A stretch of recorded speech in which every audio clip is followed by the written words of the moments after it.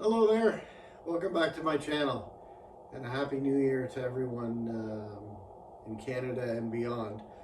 I wanted to do this video because I actually read a couple articles over the holidays in a couple of different magazines that I read that fraud and scams have really taken flight, or did, in 2023, and they figure in 2024 it's going to get even worse.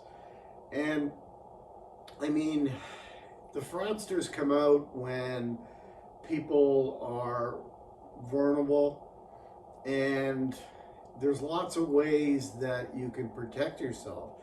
Now, my background, I retired as an IT information technology person, and even though my main job title wasn't security, I was involved with excuse me. I was involved with security, like any IT professional.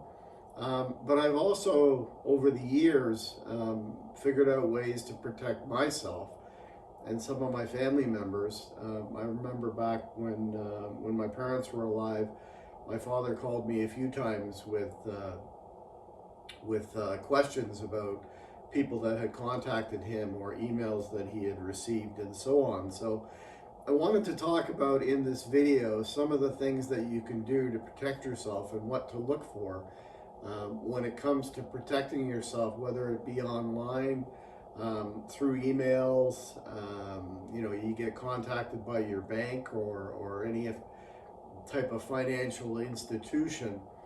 And where a lot of it is happening now is on social media sites and dating sites and that sort of thing, which doesn't affect me, but some of these pointers that I'm going to point out in these videos might help out some of my viewers. And if you think that this could help out anybody in your family or somebody close to you, please share this video, and above all, like it if you find this information useful.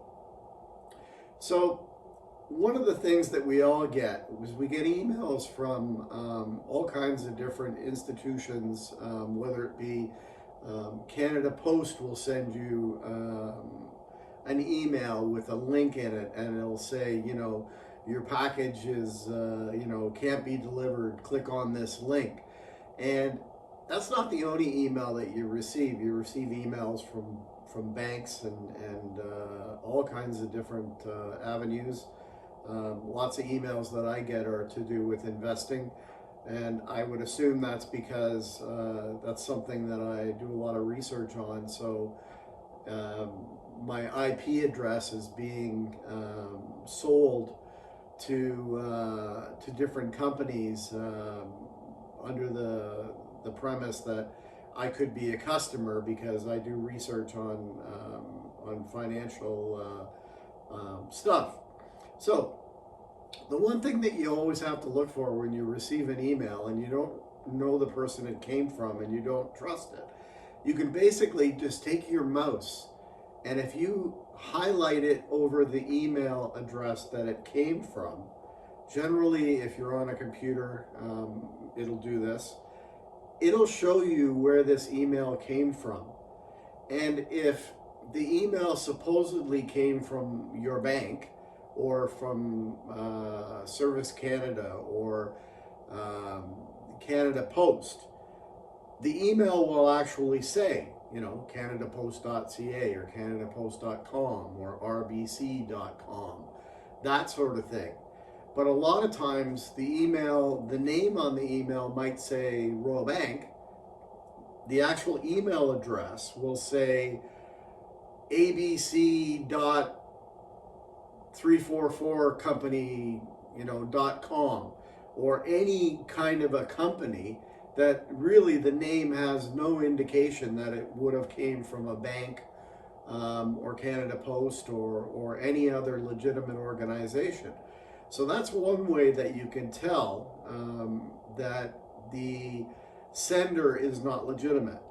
Now, I would recommend that you don't click on any links in that situation. What I would do, if you get an email from a bank, and it is your bank, because you'll get emails from all kinds of different people saying that they're from this bank or that bank.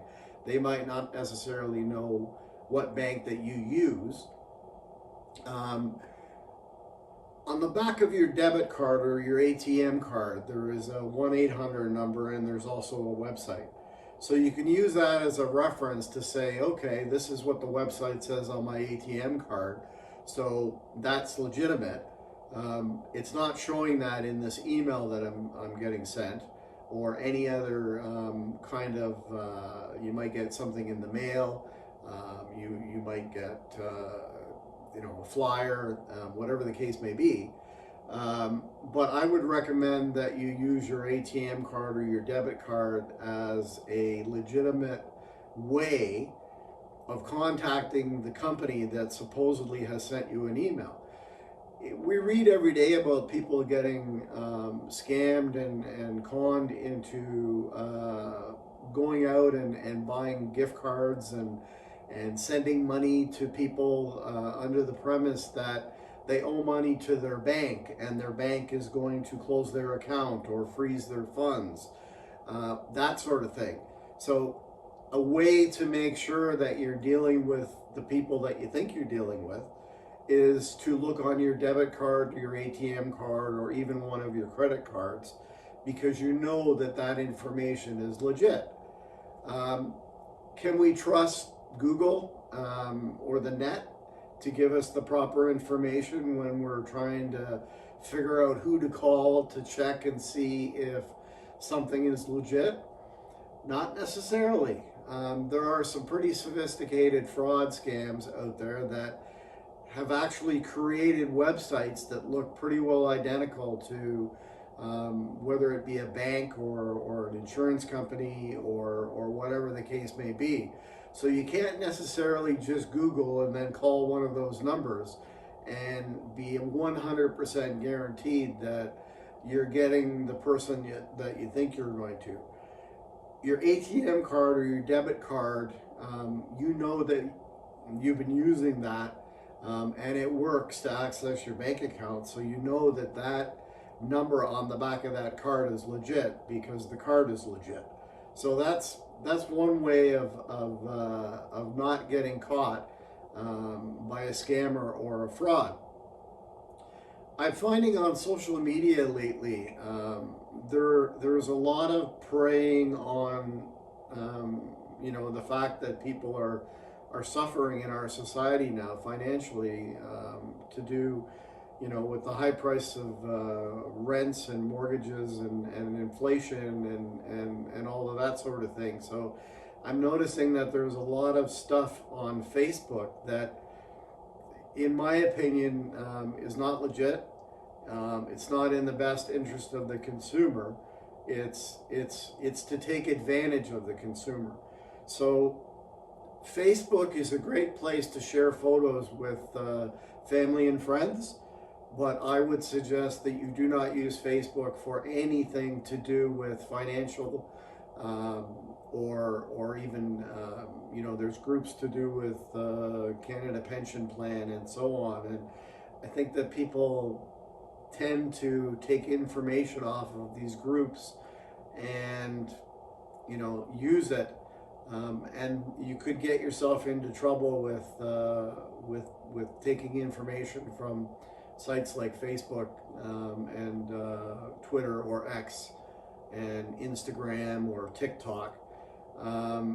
TikTok is a whole different explanation of what I would call misrepresentation.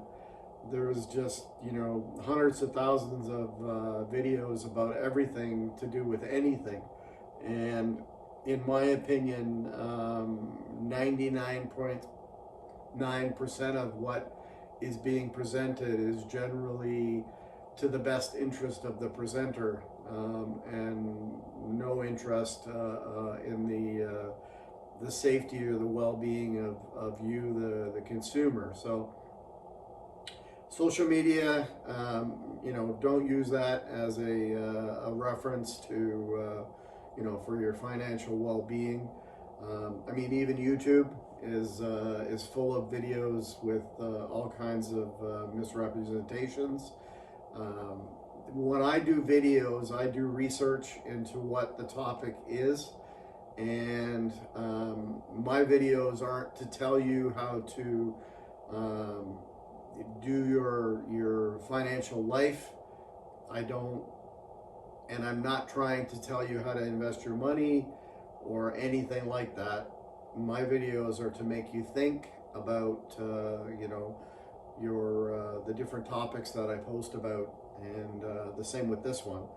This isn't financial advice or anything like that. It's something that I wanted to do because I think that a lot of people are getting taken advantage of, and unfortunately they don't know how to protect themselves in a lot of situations.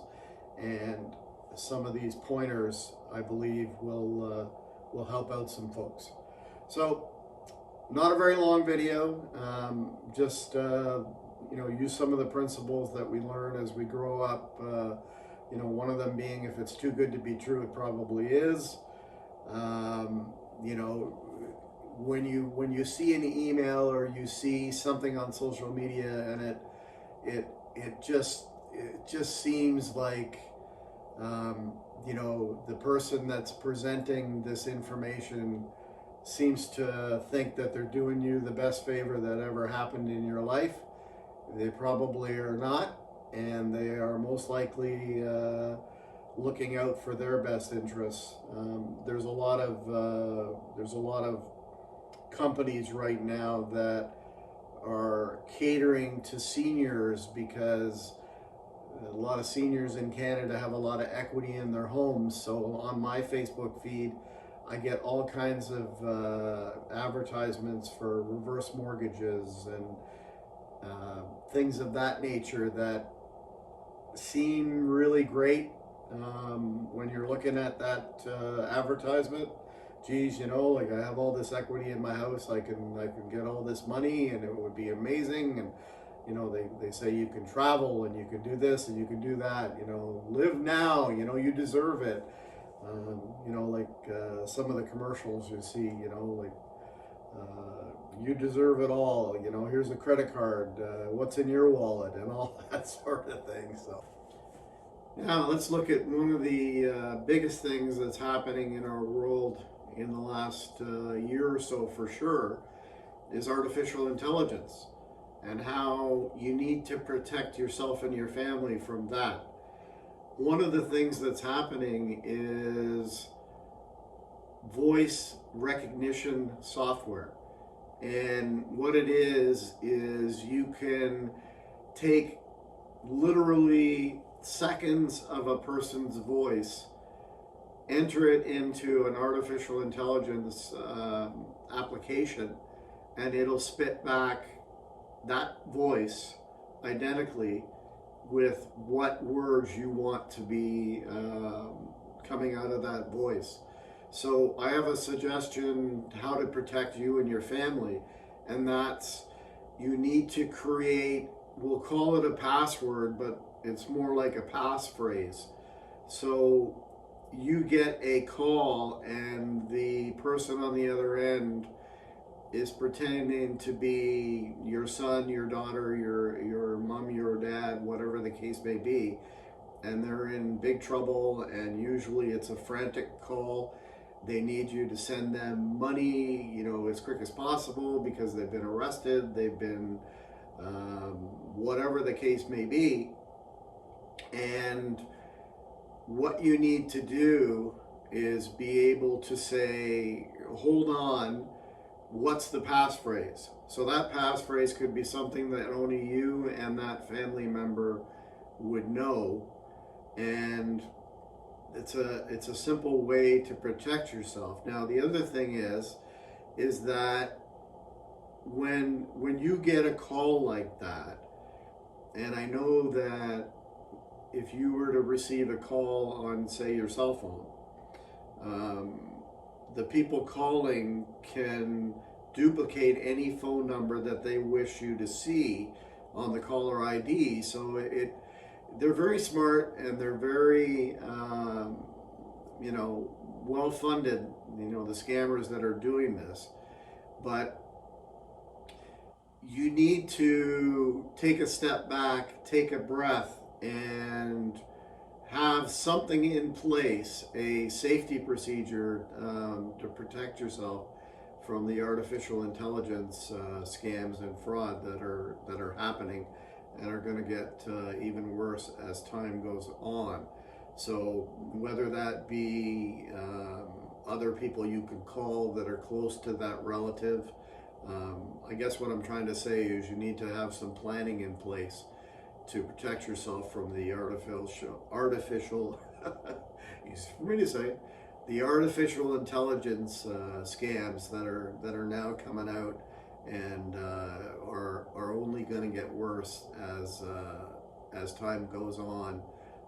To be sure, as artificial intelligence is jammed down our throats more and more by society in general.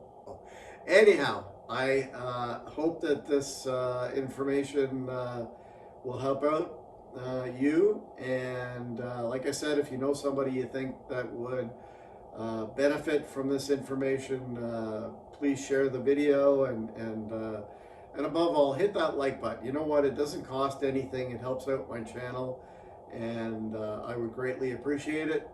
And subscribe to my channel, and you're going to get first-hand videos on different subjects.